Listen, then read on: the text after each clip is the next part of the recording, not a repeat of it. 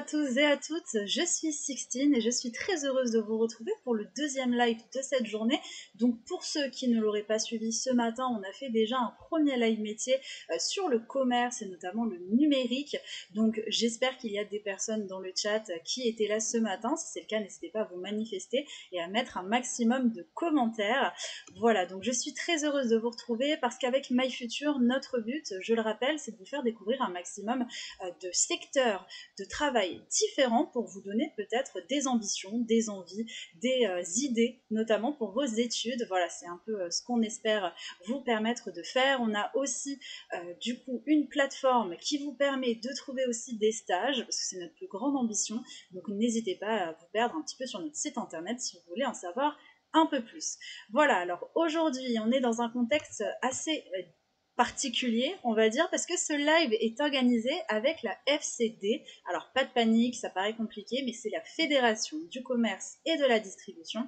Et aujourd'hui, on va rencontrer une personne très importante dans le milieu. Vous allez le découvrir dans quelques instants. Je rappelle aussi qu'on a une modération, donc cette fois-ci qui est vraiment faite par Margot. Donc n'hésitez pas, coucou Margot, merci pour ton travail exemplaire. Vous pouvez lui poser toutes vos petites questions ou si vous n'avez pas pu suivre, si vous avez loupé un instant du live métier, Margot sera là un petit peu pour vous résumer tout ce qu'on se dit. En tout cas, les choses vraiment essentielles à retenir parce que je le rappelle, c'est important de prendre des notes. Ça pourra vous aider par la suite, sait-on jamais, peut-être que ce live va changer votre vie et oui, on l'espère bien en tout cas chez MyFuture. Donc voilà, donc ça c'est top. Ensuite, du coup, j'en profite pour dire bonjour aux établissements qui nous ont rejoints. On a le collège de Baccarat, le lycée Jean Mermoz, Saint-Jean apprenti d'Auteuil, le LP Jules Ferry, République, le collège Saint-Riquier, la LPO Robert Schumann, le lycée Pierre-Joseph Laurent, Jean Massé, l'IBEP, le collège Georges Brassens, Villard de Honnecourt, Vitalis, Courbetin, EPIE Formation, les lycées des métiers du tertiaire, Louis Lumière, le lycée Newton, le lycée Cognac, Jay Argenteuil et enfin le lycée Jacques Prévert. J'ai vu déjà dans le chat qu'il y avait une certaine Sophie, donc bienvenue Sophie sur le live. J'ai vu aussi Fabienne Herfelin du coup qui nous annonce être là avec 25 élèves, donc bienvenue à vous en tout cas, c'est un plaisir de vous recevoir. C'est bien, vous avez trouvé le chat, mais alors pour ceux qui ne savent pas comment ça fonctionne, n'hésitez pas à aller mettre un petit commentaire pour y voir un peu plus clair. Voilà, donc n'ayez pas peur de poser toutes les questions qu'il faut, parce que c'est pour ça aussi qu'on fait ces lives, pour qu'ils soient participatifs au maximum. Sans plus attendre, je vous propose de découvrir le sommaire et il s'affiche. Donc on va voir déjà en quoi consiste le métier de notre professionnel. On reviendra sur un cas concret pour être sûr qu'on a bientôt compris. On verra quel est son parcours, ce qu'il préfère dans son métier et ce qu'il aime un peu moins. Et enfin, on finira sur les clichés et anecdotes. Voilà, assez parlé, j'ai fait mon monologue. Normalement, vous avez toutes les informations. Si vous ne les avez pas, n'hésitez pas à poser vos questions dans les commentaires. Et sans attendre, on retrouve tout de suite Philippe, qui est notre interlocuteur aujourd'hui. Bonjour Philippe, comment tu vas ? Bonjour Christine, ça va très bien, merci beaucoup de m'accueillir et puis bonjour à tous. Avec grand plaisir. En tout cas, moi j'ai hâte d'en savoir un peu plus sur ton métier. J'ai fait exprès, j'ai fait l'effort de pas trop regarder ta présentation pour vraiment tout découvrir avec vous. Donc là, pour le coup, on va être dans un contexte vraiment d'échange pour le coup sur le vif. Donc déjà, première chose, d'où est-ce que tu nous fais ce live ? Alors, je suis aujourd'hui à la centrale d'Auchan, puisque c'est là que je travaille. Je suis directeur de l'innovation data chez Auchan. Auchan, vous connaissez, hein, ce sont les grandes surfaces, les magasins de vente alimentaire et non alimentaire. Ouais. Et donc chez Auchan, je m'occupe d'une équipe qui va développer des solutions autour du machine learning et de l'intelligence artificielle. Incroyable. Ok, bon déjà, j'imagine bien qu'il va y avoir pas mal de questions dans le chat à ce niveau-là. Mais du coup, quand tu dis que tu es directeur de l'innovation data, qu'est-ce que ça veut dire la data en fait ? Qu'est-ce que ça représente ? Alors, la data, ce qu'on appelle la data, c'est la donnée, c'est-à-dire toutes les informations qui circulent au sein de l'entreprise. Donc, ça va par exemple des tickets de caisse pour avoir les ventes, pour savoir quel produit a été vendu, etc. Ça peut être aussi de la donnée au niveau des ressources humaines. Qui sont nos employés, quel poste ils occupent, quel est leur temps de travail. Ça peut être des informations sur les produits. d'où ils proviennent, où est-ce qu'ils ont été achetés, est-ce qu'il s'agit de produits qui sont bio ou pas, etc. Donc toutes ces informations-là circulent dans l'entreprise et c'est primordial de pouvoir les capter, les ranger et les utiliser pour essayer d'en tirer le meilleur parti possible, parce que sinon ça devient vite le chaos au sein de l'entreprise.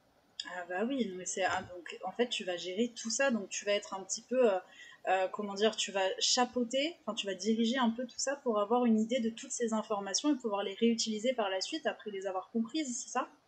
Oui. En fait, ce que fait mon équipe, ce que nous développons, c'est des outils qui vont soit fiabiliser la donnée, c'est-à-dire s'assurer que la donnée est bonne, c'est très important, hein, parce que si on doit suivre un chiffre d'affaires et connaître nos ventes, ben, si la donnée est fausse, c'est très problématique. Ça va être aussi une utilisation plus efficace afin de faire gagner du temps à nos collaborateurs, pour qu'ils aillent plus vite dans leurs tâches, qu'ils abandonnent des tâches rébarbatives pour se concentrer vraiment sur leur métier qui est le commerce. Et puis, ça va être aussi de quelle façon est-ce qu'on va mettre de l'intelligence, alors j'utilise des guillemets quand je dis intelligence, mais mettre de l'intelligence dans l'utilisation de cette donnée pour pouvoir proposer les meilleurs produits au meilleur moment et avec le meilleur prix. Ok, d'accord, oui, donc c'est vraiment tout analyser pour mieux comprendre les chiffres et puis aussi voir comment on peut les utiliser à son avantage par la suite. Ok, d'accord. Donc aussi, on voit innovation, tu nous parles d'intelligence artificielle. En quoi est-ce que ça va te servir? D'ailleurs, je propose de tout de suite regarder un peu les images que tu nous as partagées. Donc on voit notamment un robot un moment. Donc je ne sais pas si c'est à cet instant que tu voulais en parler, mais je suis très curieuse, donc dis-nous tout. En fait, ce qu'on va développer, c'est des solutions qui se basent donc effectivement sur l'intelligence artificielle, c'est-à-dire des programmes qui vont apprendre sur le passé pour pouvoir refaire des choses dans le futur. Donc, ça peut être par exemple ce qu'on appelle la computer vision, c'est-à-dire la reconnaissance d'images par ordinateur. Lorsque, par exemple, on a des produits qui sont dans notre magasin et qu'on veut capter les ruptures, c'est-à-dire les moments où le produit n'est pas sur l'étagère. Soit on envoie quelqu'un tous les 5 minutes dans les rayons pour vérifier que tous les produits sont là et s'il doit faire de la réappro ou pas, c'est-à-dire remettre des produits en rayon. Soit on va utiliser des caméras qui existent déjà dans le magasin pour aller filmer en permanence nos rayons et développer un programme qui va être capable de détecter lorsque le produit n'est plus en rayon et de pouvoir envoyer un signal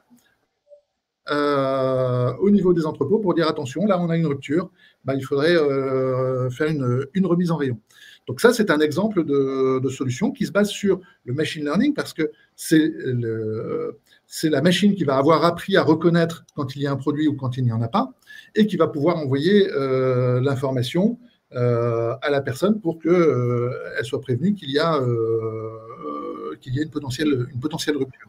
Ok, ah Ça va ouais, être... c'est passionnant. Ouais. Pardon, excuse-moi, je t'interromps 5 secondes, mais je trouve ça hyper passionnant. Donc j'imagine aussi que ça concerne plein de métiers nouveaux aussi, tout ça. En fait, ce ne sont pas ce sont des évolutions de métiers existants. C'est-à-dire que on va essayer au maximum de retirer toutes les tâches qui sont rébarbatives, qui sont répétitives, qui n'ont pas de valeur ajoutée, remplacer ces tâches-là par des automatisations grâce à l'intelligence artificielle, au machine learning, et puis permettre aux personnes de se focaliser sur des problématiques qui, elles, demandent de l'humain et elles demandent de la réflexion, de la vraie réflexion. Il faut bien comprendre qu'on appelle ça intelligence artificielle, c'est le terme qui est utilisé, il n'y a pas de vraie intelligence derrière. Ce n'est pas de l'intelligence comparable à l'humain. La machine ne va faire que répéter ce qu'elle a appris par le passé. Et lorsqu'on veut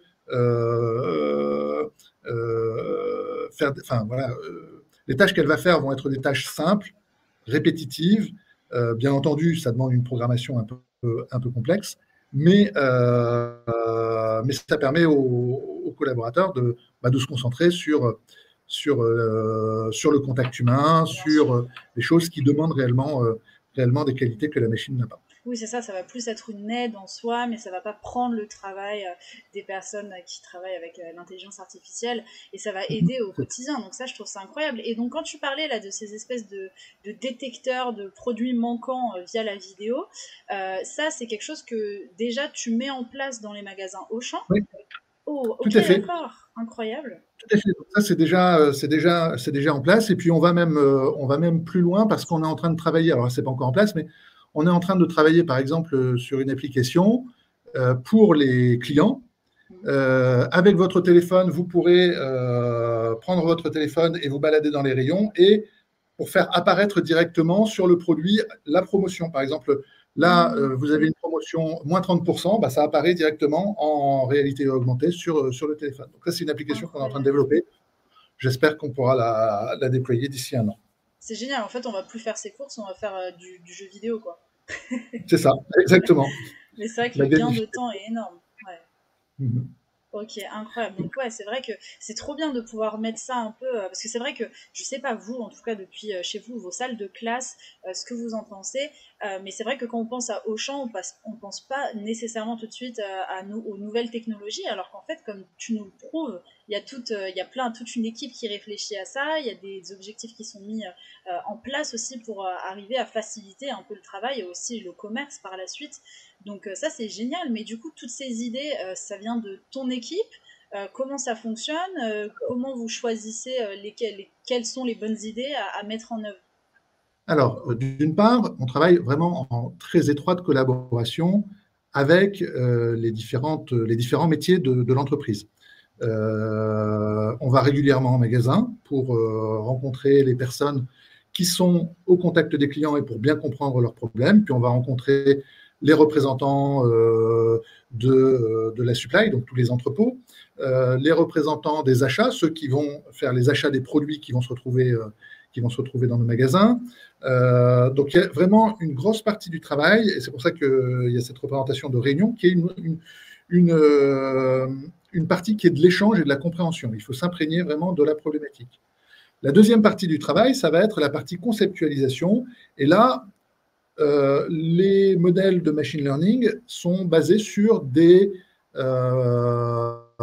calculs mathématiques assez poussés. Donc, ça demande une bonne maîtrise et vraiment une bonne compétence en mathématiques, parce qu'on va ensuite imaginer le modèle qui va permettre de répondre à la question qui nous a été posée, qui va Bien permettre de sûr. faire la solution qu'on a décidée. Et puis la troisième partie, ça va être la partie programmation, parce qu'une fois qu'on a le modèle, ben, il faut qu'on puisse le programmer. Et donc, ça demande aussi des compétences et une aisance avec l'informatique, bien entendu. Ok, bah trop bien, merci en tout cas, ça nous donne un peu une idée. Et au niveau des horaires, comment ça se passe, on se demande. Alors là, on est sur des horaires de bureau généralement. Donc, on va dire du 9h-18h d'une manière générale. Mais de temps en temps, on va faire des tests en magasin. Et parfois, on doit faire des tests en magasin en dehors des heures d'ouverture. Donc, ça nous arrive parfois d'aller en magasin à 6h du matin pour tester un nouveau programme. Euh, euh, de temps en temps, quand on a certaines solutions qui tournent en permanence, on a aussi des astreintes, c'est-à-dire il faut qu'on soit prêt si la Hmm. solution tombe, si le programme ne fonctionne plus, bah, il faut qu'on soit prêt à intervenir pour aller Tout de suite régler le problème. voilà, régler le problème. Hmm, Donc il y a d'accord, parfois des astreintes le week-end, mais ok. honnêtement, Ça reste occasionnel, ça reste occasionnel, très tu nous occasionnel. rassures. Ok, génial. Bon, bah super. Alors, je veux bien que tu nous présentes un petit peu les photos que tu as voulu nous montrer et ce pourquoi elles sont là. Bon, déjà, je repère quelques informations, notamment bah, déjà le robot, on a déjà un peu une idée. Aussi, là, l'application avec justement bah, les deux bouteilles, là. On voit clairement que c'est pour la reconnaissance, ce La dont tu nous parlais tout reconnaissance à l'heure. d'image, tout à fait. Mhm. Mais du coup, alors pour les autres, en quoi ça représente Alors, ton d'abord, métier? la première, c'est l'aspect mathématique. Euh, c'est un métier où il faut avoir vraiment une très bonne maîtrise des mathématiques et des concepts mathématiques. Moi-même, j'ai une formation en mathématiques, donc j'ai un master en mathématiques appliquées. C'est très important, il faut aimer ça. De toute façon, les mathématiques, c'est la vie, hein, soyons clairs. Donc, donc c'est important parce qu'il y a une partie réflexion, une partie conceptualisation qui a une part assez importante sur le sujet. La deuxième photo représente la partie informatique. Là aussi, c'est le deuxième pendant de notre métier, c'est le fait de pouvoir coder, de pouvoir retranscrire ces concepts mathématiques en langage programmatique. Et donc, il faut avoir une aisance et on passe aussi beaucoup de temps derrière nos ordinateurs. Et généralement, ça ne marche pas du premier coup. Donc, il y a beaucoup de répétitions, il y a beaucoup d'itérations. Et donc, oui, la programmation, c'est la deuxième compétence importante dans notre métier. Okay. La troisième illustration, le robot, c'était effectivement pour dire on n'est pas là. La machine ne va pas remplacer l'homme, la machine va venir aider l'homme à faire ses tâches. C'est très important. D'abord d'un point de vue éthique et puis aussi même d'un point de vue opérationnel. La machine ne fera que ce qu'on lui a appris à faire. Et donc, il y aura toujours besoin d'une supervision, il y aura toujours besoin d'une correction, il y aura toujours besoin d'un humain derrière la machine, et ça j'en suis intimement convaincu. Et donc c'était important de mettre la machine à côté de l'homme. On vient soulager le travail de nos collaborateurs, mais on ne vient pas faire le travail à leur place. Important, oui, bien sûr. Ok. La quatrième image, c'était pour représenter un peu la partie échange. C'est très important. On ne peut pas travailler dans une tour d'ivoire. Nos solutions, il faut qu'elles soient utiles. Et pour qu'elles soient utiles, il faut qu'elles correspondent aux besoins que peuvent avoir nos collègues. Donc, pour connaître ce besoin, il faut vraiment travailler avec eux. Il faut se mettre à côté d'eux. Il faut échanger. Une fois que la solution commence à être développée, il faut leur présenter pour dire voilà, est-ce que ça correspond à ce que tu attendais ou pas, si ça ne correspond pas, qu'est-ce qu'il faut changer, etc. Donc il y a énormément de communication. On n'est pas des geeks enfermés dans une salle qui travaillons oui, bien sûr, dans un pas le local. cliché. Il y a vraiment cet échange qui est extrêmement important. Bien sûr, donc ça, je me permets de te couper pour te poser d'autres questions à ce niveau-là, et j'en profite pour dire à Timéo que non, ce n'est pas une rediffusion, on est bien en live. On a tellement bien fait qu'on dirait que c'est monté, n'importe quoi.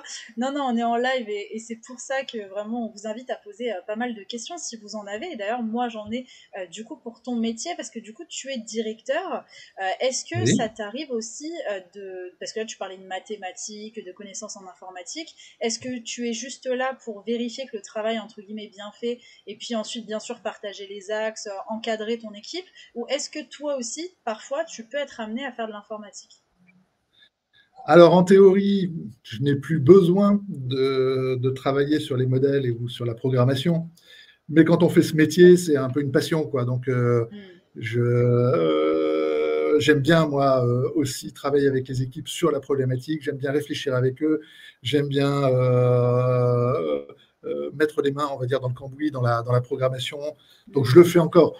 Mais c'est vrai qu'en tant que directeur, c'est pas ce qu'on me demande. Mais on ne peut pas faire ce métier si on ne l'aime pas. Donc, tant mieux, quelque part. C'est très important. Tant mieux aussi, parce que j'imagine que c'est toujours mieux d'avoir les connaissances pour pouvoir en plus encadrer son équipe de la meilleure des manières, de les comprendre surtout sur tout ce qu'ils font, donc ça c'est génial. Alors, on en parlera aussi un petit peu quand on parlera des éléments que j'aime ou que je n'aime pas dans ce métier-là, mais c'est un métier qui évolue énormément. Par exemple, vous connaissez tous aujourd'hui l'IA générative, vous connaissez certainement ChatGPT et puis les autres outils du même type. Ce sont des outils assez récents, hein, les premières recherches datent de moins de 10 ans sur le sujet. Enfin, les premiers résultats datent de moins de 10 ans sur le sujet. Donc, c'est vraiment quelque chose. Quand j'ai commencé à travailler, ça n'existait pas. Et j'ai dû apprendre et j'ai dû comprendre. Et c'est un métier où il faut toujours se mettre à jour et toujours se tenir au courant de ce qui se fait et continuer à se former en permanence. Bien ça, sûr. c'est un élément très important. Bien sûr, d'où aussi bah, les nouveautés. Enfin, moi, je suis vraiment étonnée, je ne savais pas du tout. Je pense que maintenant, quand je vais faire mes courses chez Auchan, j'essaierai de regarder un peu. Mais c'est impressionnant de voir. Je ne pensais pas du tout que cette manière de détecter les rayons était déjà mise en place. Donc, je trouve ça génial. Et puis, je pense qu'aussi, bah, ça va permettre que ce soit, ne serait-ce déjà à Auchan, de pouvoir réagir plus vite pour la mise en rayon, mais aussi soulager un peu les équipes. Que ce soit plus clair de savoir où est-ce qu'ils doivent aller pour travailler, quoi. Non, tout à fait, c'est des éléments qui sont très importants, qui vont nous permettre aussi, parce que par exemple, pour le drive, quand vous faites vos courses drive, il y a une partie des courses qui sont dans l'entrepôt, il y a un entrepôt dédié pour le drive, mais il y a certains articles qu'il faut aller chercher en magasin. Et donc, pour aller chercher en magasin le bon article, bah, le collaborateur, le fait d'avoir cette cartographie grâce à l'image, cette cartographie du magasin, il sait exactement où se trouve son produit, Bien sûr. dans quel rayon, à quel étage et à quel endroit. Et donc, on gagne aussi du temps pour ce type d'action. Alors, on a une question dans le chat. Élève du lycée, du coup, Schongauer, désolé, je ne sais pas le prononcer bien. Malgré toutes les évolutions et innovations technologiques, comment le métier de vendeur va-t-il évoluer chez Auchan? Très bonne question. Ben justement, une des problématiques qu'on a, qui nous a été posée quand on a créé la direction Innovation Data, c'était de pouvoir recentrer les collaborateurs en magasin sur leur métier premier, qui est celui de vendre. Parce qu'il faut se rendre compte qu'en magasin, il y a une grosse partie du temps des collaborateurs qui est pris sur des actions comme faire le relevé, s'assurer du relevé de prix, que les prix sont conformes, faire les changements de prix, détecter les ruptures. Il y a énormément de choses qui n'ont pas beaucoup de valeur et qui occupent énormément du temps des collaborateurs qui, du coup, ne sont plus là pour conseiller les clients ou pour vraiment faire du commerce. Donc, ces outils, ça va les libérer. L'objectif, c'est que ça les libère de ces actions à peu de valeur ajoutée pour qu'ils puissent passer plus de temps avec les clients, qu'ils puissent passer plus de temps sur leur métier de base, qui est un métier de commerçant. D'accord. Ok, bon, bah, au moins, on aura ça plus justement de rajouter, enfin, passer par les tâches plus, on va dire, comment dire, plus. Ah mince, je voulais dire, j'arrive plus à trouver mon adjectif, mais plus, pas compliqué, mais du coup des petites tâches vraiment plus le passer Oui. aux nouvelles technologies pour retrouver l'humain, justement, le conseil des vendeurs. Donc ça j'ai hâte d'en savoir un peu plus et de voir où est-ce que tout ça va nous mener. Écoute, je te propose qu'on passe au cas concret pour qu'on soit sûr d'avoir bien tout compris et Ouais, qu'on tout ne à fait. loupe rien de ton métier. Donc alors du coup, tu nous as dit quelle mission: récupérer les informations sanitaires au niveau de la poissonnerie, par exemple. Bien sûr, là, tout ça un cas Ouais, donc ça, clinique. c'est un exemple de solution qu'on a développé, qu'on a déployé. Donc en fait, euh, au niveau du rayon poissonnerie, nous avons certaines informations qu'on appelle les informations de traçabilité, qui sont des informations qu'il faut conserver, c'est-à-dire l'origine du poisson, la méthode de pêche, la date de pêche et un certain nombre d'autres informations qui sont nécessaires pour, d'une part, en cas de contrôle sanitaire, donc si les autorités viennent vérifier que nous ne vendons pas du poisson avarié, il faut pouvoir leur dire, ah bah regardez, ça, c'est tel poisson, il a été pêché à tel endroit, à telle date, etc. etc. Et puis d'autre part, c'est aussi des informations qu'on doit afficher en magasin pour les clients, pour qu'ils puissent être informés. Ces informations, eh ben on ne les connaît pas à l'avance. C'est-à-dire que on va commander du cabillaud, on va commander 6 caisses de cabillaud, mais tant qu'on n'a pas reçu les caisses, on ne sait pas sa méthode de pêche, on ne sait pas son origine, etc. C'est indiqué sur les caisses qu'on reçoit le matin, qui viennent de la marée, donc qui viennent des zones de pêche. Et donc, ce qui se passait jusqu'à présent, c'est que le poissonnier, à 5 heures du matin, il reçoit ses caisses, il va découper les étiquettes qui sont sur les caisses, il remonte dans les bureaux, il va rentrer les informations sur ordinateur pour les mettre dans les bases de données. Et puis après, il va imprimer de nouvelles étiquettes pour pouvoir les mettre dans son magasin. Et à descendre en magasin, il va installer ses étiquettes. Ça lui prend 1 heure et demie tous les matins, Bah ouais, ça prend juste du pour temps. faire ça. Ah ouais, Donc ouais. là, il y a et ça n'a pas beaucoup de valeur ajoutée.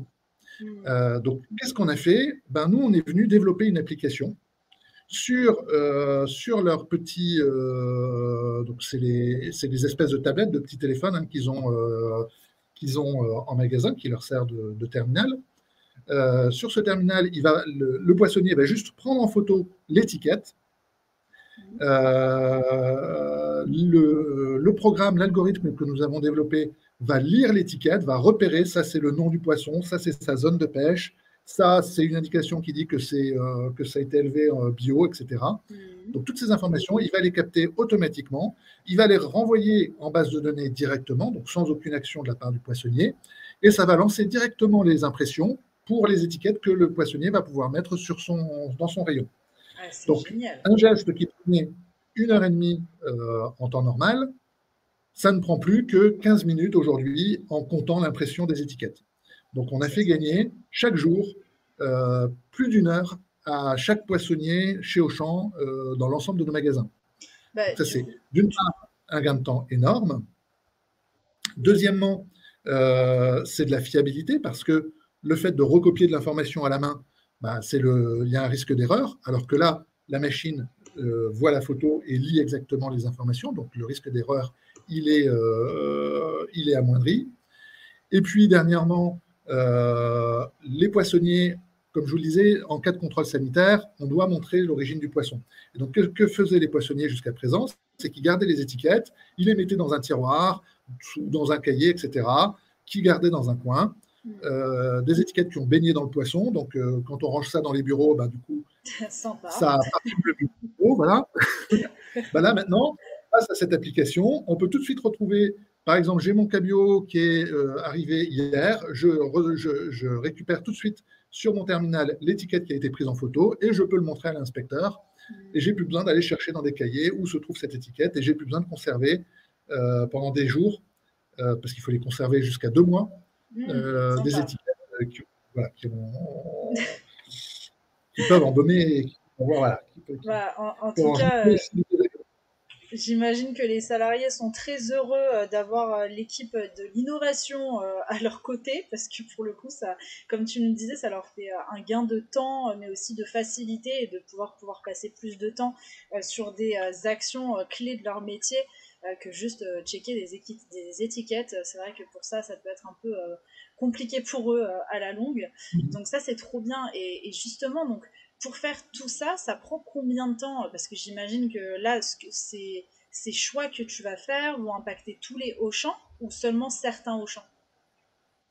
Alors en fait, la façon dont on travaille, c'est qu'on commence d'abord par faire un prototype, c'est-à-dire un premier modèle qu'on va tester dans un seul magasin.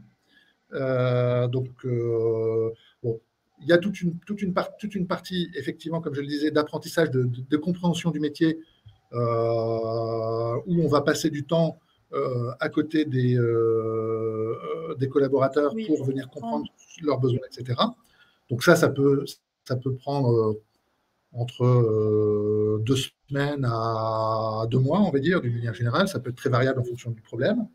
Après, il y a la partie où on va conceptualiser et développer l'application. Donc là aussi, c'est très variable en fonction de l'application. Cet exemple-là, on l'a développé en 2 mois. Ok, ça a été rapide quand même. Alors. 2 mois pour arriver à la première version. Oui, oui. Et puis après, cette première version, bah, on a été le déployer, la tester, on l'a donné à nos poissonniers. On avait 2 magasins qui sont restés en test et qui nous ont fait leur retour, qui ont dit ah ben là ça marche pas, ah ben là j'aimerais bien que ce bouton-là il soit autrement, ah ben là l'étiquette elle s'imprime pas très bien, et donc là il y a des allers-retours pour peaufiner, pour améliorer notre modèle, pour améliorer l'application, et entre autres là sur la poissonnerie ça a été relativement long, je dois bien avouer, puisque on a presque mis 1 an de test, enfin non, on a mis 9 mois de test avant d'arriver à une version qui soit réellement impeccable. Donc là, mais c'est vraiment, voilà, et c'est très important parce que nous, dans nos bureaux, on ne s'imagine pas ce que peut être la réalité du terrain, on ne s'imagine pas toutes les particularités. Et donc, c'est important d'avoir ces échanges-là Et si on veut Bien quelque sûr. chose qui soit utilisé, il faut que ça puisse vraiment répondre aux besoins de l'utilisateur. Bien sûr, ok. Bon, en tout cas, merci. Avec cet exemple, on comprend bien mieux. Alors, il y a plein de commentaires, je vois, qui défilent. Vous inquiétez pas, on va y répondre dans quelques instants. Mais avant ça, je trouvais ça intéressant de voir avec toi un peu ton parcours pour mieux comprendre comment tu es arrivé là. Donc, au collège, enfin au lycée, du coup, tu as fait un lycée général avec une orientation mathématique. Ça nous aurait étonné, vu ton amour des maths. Est-ce que tu savais déjà ce que tu voulais faire ou la seule chose que tu savais, c'est que tu aimais bien les sciences? Non, j'aimais bien les sciences et les mathématiques. J'avoue que à cette époque-là, je ne savais pas. D'ailleurs, je me disais, je vais peut-être être prof de maths. Hmm. C'était Ok, plutôt, je m'orientais plutôt vers ce type de de parcours. métier, de D'accord. parcours. Et c'est vraiment après le bac et c'est les rencontres que j'ai pu faire qui m'ont orienté dans un premier temps, vers les statistiques, et puis vers ce qu'on appelle la data science, c'est-à-dire tout ce qui est développement des algorithmes Hmm. d'intelligence artificielle et de machine learning. Oui, c'est ça, parce que du coup, tu as fait un bac plus 5 en mathématiques, donc génial, et puis dernière année en statistiques, donc fameux domaine que tu as découvert par la suite. Est-ce que pour faire ton Mhm. métier, c'est une obligation de faire des études comme les tiennes? Alors, il y a plusieurs parcours possibles. Par contre, les mathématiques sont un indispensable. Donc, on peut. Il y a de plus en plus de parcours, soit de bac plus 3 à bac plus 5. Des écoles d'ingénieurs aussi qui se spécialisent beaucoup dans le domaine de la data science. Mhm. Euh, donc, il y a plusieurs parcours possibles. Par contre, si vous n'aimez pas les mathématiques, Fuyez. ça va être compliqué. Ok. Donc, il faut vraiment aimer les mathématiques, avoir une appétence et puis une logique aussi, j'imagine, pour travailler dedans. Ok, très bien. Donc, ensuite, après les études, je vois statisticien, pardon. Statisticien. Il m'a fallu 3 coups, mais j'y suis arrivée.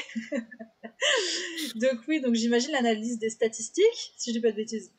Alors voilà, donc mon premier métier en sortant d'école, ça a été statisticien. Enfin c'est ce qu'on appelle l'actuariat, c'est-à-dire tout ce qui est prévision commerciale, prévision de vente. Donc l'idée c'est de regarder le passé, de regarder combien on a vendu par le passé, quelles sont les campagnes marketing que je vais faire, etc., pour pouvoir anticiper, pour pouvoir deviner les ventes que je vais faire l'année prochaine, grosso Et modo. tout ça, excuse-moi, tout ça, c'était déjà chez Auchan ou rien à voir? Non, j'ai beaucoup voyagé. Ah, ok, bah, raconte-nous un peu, ouais. Donc, statisticien, mon premier métier, c'était dans ce qu'on appelait la vente par correspondance. Donc, Ok. enfin, je pense que ouais, vous ne connaissez pas ça, mais c'était avant Internet. Il y avait des catalogues papier. Et Ouais. donc, la vente par correspondance, c'était ça. C'était les gens recevaient un catalogue chez eux et puis ils choisissaient des produits. Ils appelaient. Donc, il y avait pas encore, on pouvait pas commander en ligne. Ils appelaient un call center et puis ils disaient je voudrais acheter telle robe, tel machin, etc., etc. Et donc, moi, je m'occupais de tout ce qui était prévision de vente pour cette société de vente par correspondance. Et ensuite, je suis très vite parti dans le domaine de la publicité. J'ai travaillé pour Publicis et pour Havas, qui sont de grandes agences publicitaires en France. Et j'ai fait data analyst. Donc, data analyst, c'est l'analyse de données, c'est-à-dire je regarde enfin, je vais récupérer les informations sur, par exemple, des chiffres de vente, etc. Et je vais faire des tableaux de bord, je vais faire des analyses et je vais essayer d'expliquer certains phénomènes. Pourquoi est-ce que tel produit c'est mieux vendu que tel autre Qui sont les clients qui achètent tel type de produit Hmm. et donc tout ça, c'est de la data analyse, c'est-à-dire on va analyser l'information et donc ça se base sur de la statistique énormément. Ok, Et trop puis, bien. et puis je suis arrivé sur le métier de data scientist, donc j'en suis venu à développer des algorithmes, comme j'ai expliqué, de data science, donc programmation et élaboration de modèles. Et puis, je suis devenu responsable de service jusqu'à aujourd'hui. Je suis Super, arrivé directeur de l'innovation, donc directeur du génial. pôle qui fait ça. Et ça fait combien de temps? Trop longtemps. Combien de temps que je suis chez Auchan ou combien de temps que je travaille? Directeur innovation. Directeur innovation, je le suis depuis 4 ans. D'accord, ok. Et ça va, là, pour le coup, t'es content de ce que tu fais, t'as pas spécialement d'envie de changement? Bah, on a toujours, enfin, quand on fait ce métier-là, on est toujours curieux. Pour l'instant, je m'amuse et je continue à, Trop bien. à beaucoup apprécier ce que je fais. Mais voilà, peut-être que demain, je vais partir dans l'énergie, peut-être que je vais changer de secteur. Ouais, on ferme pas la porte en tout cas. Il faut- Trop bien. Ok, voilà. c'est On a quelques questions dans le chat. Je te propose qu'on y réponde un petit peu avant de passer à la suite. Donc il y a Emma qui dit: pensez-vous que Auchan prendra de l'ampleur au fil des années? Il y a plusieurs facteurs qui rentrent en compte, qui sont la conjoncture, qui sont la concurrence. Je ne cacherai pas qu'aujourd'hui, c'est un peu compliqué en termes d'activité. Maintenant, on fait tout pour dynamiser notre modèle économique et puis faire en sorte que notre enseigne soit plus attractive. Donc oui, j'espère que Auchan prendra de l'ampleur et on y travaille. Et j'y travaille aussi activement. Trop bien. Bon, on a une autre question de Timéo qui demande: est-ce que Auchan va créer sa propre marque comme Lidl par exemple? Alors, Auchan a déjà des marques propres. Euh, Par exemple, sur tout ce qui est IFI et électroménager, nous avons la marque QLive. Nous avons une extenso sur le textile. Donc, il y a d'ores et déjà des marques propres Auchan. Ok, bon, bah, super. Bah, je vous invite à les découvrir directement dans les Auchan. Et puis, on va passer à ce que tu préfères justement, ce que tu aimes un peu moins dans ton métier. Donc, tu nous as dit la curiosité et la diversité dans ce que tu préfères. Pourquoi est-ce que tu as choisi ces Alors, deux choses-là? alors, à titre personnel, ce sont mes moteurs. C'est ce qui me fait avancer professionnellement. C'est un métier où, vous l'avez compris, il faut vraiment aller creuser, aller réfléchir, aller découvrir le travail des autres. Et donc, ça nous demande réellement à comprendre et à chercher. Et même dans les modèles, dans les algorithmes que l'on met en place, ça bouge tout le temps, il y a toujours des nouveautés. Donc, il faut être curieux. Et ça, c'est un critère, c'est une caractéristique, c'est quelque chose qu'il faut avoir, mais qui est aussi extrêmement enrichissant. On apprend tous les jours. Et c'est un métier où on a la chance d'apprendre tous les jours. Et le jour où j'arrête d'apprendre, je ne peux plus faire ce métier. Hmm. Ça ne fonctionnera pas. Donc, la curiosité et puis la diversité. Aujourd'hui, je travaille pour Auchan. J'ai travaillé dans la publicité. J'ai eu l'occasion de travailler avec, par exemple, le secteur automobile, avec, avec des sociétés bancaires ou de crédit. J'ai pu travailler avec l'industrie. Les applications, elles sont multiples, elles sont diverses. Et même chez Auchan, je travaille avec des gens qui sont en magasin, je travaille avec des gens qui sont en entrepôt, je travaille avec des gens qui font le pricing, donc qui déterminent les prix des produits. Il y a énormément de Bah, de domaines secteurs qui se d'activité rencontrent. différents. Et donc ça, c'est honnêtement humain, enfin, voilà, intellectuellement, c'est extrêmement riche et extrêmement stimulant. Bon, ça c'est trop bien, au moins ça nous donne encore plus envie d'y travailler. Dans ce que t'aimes un peu moins, donc forcément il faut parler aussi du positif mais aussi du négatif, tu dis il faut être patient et exigeant pour certains projets et il faut être vigilant sur le côté responsable. Qu'est-ce que tu peux nous dire? Alors, d'une part, bah, il faut être patient, effectivement, parce que, je vous le disais, ça marche pas, ça marche jamais. Je veux dire, pas souvent, mais non, ça marche jamais du premier coup.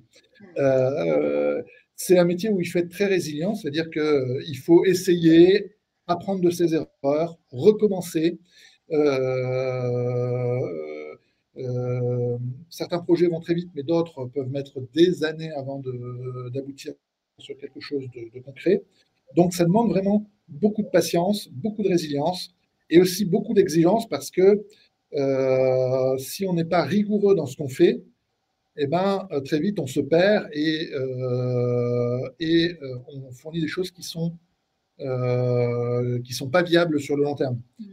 Les solutions qu'on veut mettre dans les mains de nos collaborateurs, on veut que ce soit des solutions qui durent et qui continuent à fonctionner au bout de 3 mois, au bout de 3 ans, au bout de 30 ans. Bon, peut-être pas 30 ans, j'exagère. En tout cas, il faut que ça dure. Mais, et donc, pour que ça dure, bah, il faut travailler proprement, il faut documenter ce qu'on fait. Et ce n'est pas les choses les plus rigolotes à faire dans notre métier, mais c'est important de les faire parce que sinon nos solutions ne seront pas qualitatives. Ok, je comprends mieux. Deuxièmement, Deuxièmement, il y a la partie responsable. Et quand on est plongé dans nos projets, on fait des choses et on ne réfléchit pas forcément toujours aux conséquences. Il faut se rendre compte que les algorithmes d'intelligence artificielle sont des algorithmes qui consomment beaucoup d'énergie et donc qui ont un impact environnemental. Et il ne faut pas l'oublier. Et il faut savoir aussi se dire, je m'arrête là parce que au niveau de ce qui est attendu, j'arrive à répondre. Et si j'essayais d'aller plus loin, bah, je vais consommer plus d'énergie, je vais avoir quelque chose qui va être moins écologique et j'en ai pas forcément besoin. Donc dans ce cas-là, je m'arrête au bon moment pour avoir des solutions qui soient aussi viables parce que c'est une contrainte qu'on doit avoir ben voilà, constamment dans je Ouais, pense faut y tous, hein, dans tous penser. nos métiers. Et donc ça, on a parfois tendance à l'oublier, hein, nous qui sommes en train de programmer. Nous, on veut toujours faire le meilleur, le truc qui marchera le plus, qui donnera la réponse la plus précise, etc., etc. Ouais, mais peut-être que ce modèle-là, il va être très très coûteux d'un point de vue écologique, Hmm. et peut-être qu'un modèle moins performant donnera quand même satisfaction et permettra quand même de préserver la planète. Aussi, ouais, non, c'est vrai, il faut être responsable à ce niveau-là, donc je comprends mieux. Très bien, bah, merci beaucoup pour toutes ces réponses. Je vois aussi, tu connais Colmar? Oui, Oui, non, je dis ça parce qu'on voit il y a un commentaire qui dit qu'il y a 25 élèves qui écoutent depuis Colmar ce live métier, donc j'en profite aussi pour le placer. Ok, bon, c'est bah une très belle génial. ville. Comment? C'est une très belle ville et j'adore y aller à la période de Noël. Le marché Ah de Noël ouais, est, pour est ces magnifique à illuminations. Colmar. Très bien, on va super. Bah écoute, je te propose qu'on passe à la dernière slide parce que malheureusement le temps file. Du coup, tu dis, enfin, tu nous as donné une anecdote. Dans le déploiement de l'outil de lecture des étiquettes de poissonnerie, un poissonnier s'est plaint que l'outil ne fonctionnait pas sur les fruits de mer. En regardant de plus près, nous avons compris qu'il ne prenait pas les étiquettes en photo, mais les moules elles-mêmes. Ah oui, d'accord.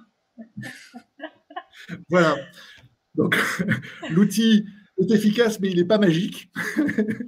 Et donc, deviner la provenance de est-ce que cette moule, elle nous vient de l'Atlantique ou de la mer du Nord, juste en prenant la moule en photo, c'était pas facile, quoi. Ah bah oui, là, mais ça, c'est une bonne anecdote à raconter pour le coup. Il a dû se sentir un peu mal quand il a compris l'erreur, non? C'est quand on lui a expliqué, bon, ben alors en fait, bon, ça marche Tu pas t'y comme prends ça. mal. Ouais, c'est ça. Trop bien. Bon, bah génial. Bah écoute, merci beaucoup pour toutes ces réponses. Est-ce que tu as un dernier message à faire passer aux jeunes qui nous regardent avant de clôturer ce live? Non, bah écoutez, juste, vous êtes en réflexion de votre orientation. Le seul conseil que je peux vous donner, c'est trouver les choses qui vous font plaisir et capitaliser dessus d'un point de vue professionnel. Et je pense que c'est peut-être pas la clé du bonheur, mais c'est un Une élément vachement partie. important. Trop bien. Bah écoute, merci beaucoup Philippe. Ça a été un plaisir d'animer ce live métier avec toi. Je vous en Donc prie. il y a une dernière question. Là, je vois qu'Emma l'a remis plusieurs fois qui dit est-ce que Auchan va arriver à faire face à ses concurrents? En tout cas, on l'espère. Je l'espère également, hein. On fait tout pour, mais effectivement, hein, la situation n'est peut-être pas la plus facile, on n'est pas dans la période la plus facile, mais on met On tout va en vous œuvre croire. pour être au top. Super, bah génial. Bah, en tout cas, on voit que l'équipe innovation est entre de bonnes mains, donc ça c'est déjà le principal. Bon, bah super. Bah écoutez, on va vous mettre dans le chat aussi un petit sondage. Margot va pouvoir le faire en tant que modératrice, justement, pour vous permettre de donner votre avis sur ce live métier, ce qui vous a plu, ce qui vous a moins plu. N'hésitez pas à prendre ce petit temps, on vous en sera très reconnaissant. Et le prochain live, c'est jeudi à 11h, ce sera pour une visite virtuelle, donc on va se déplacer directement avec nos équipes dans une entreprise pour rencontrer 3 personnes qui vont nous livrer un peu leur quotidien, ce qu'ils font, aussi leur parcours, un petit peu comme un live métier, mais du coup sur les lieux de leur travail. Donc on vous invite à nous revenir, à revenir nous voir en live. Et puis bien évidemment, on a plein d'autres propositions sur le site, donc n'hésitez pas à aller voir. On sera très content de vous revoir. En tout cas, merci beaucoup pour votre assiduité. Je vois, on nous dit j'ai un autre cours, je suis obligée de vous quitter. Merci pour votre intervention et vos précisions sur le métier de vendeur au XXIe siècle. De manière générale, ok. Merci à vous pour toutes ces informations aussi, me dit Gobert. Bon bah super, on te remercie Philippe, chaleureusement. J'espère que tu as passé un bon moment. Ouais, c'était très agréable et puis j'espère que ça a été utile. Bah oui, bah en tout cas, pour moi oui, donc je pense que pour les autres aussi, donc super. Bah écoutez, merci beaucoup. Et puis moi je vous dis à bientôt pour un prochain live métier ou une visite virtuelle sur My Future. À très vite. Salut à tous.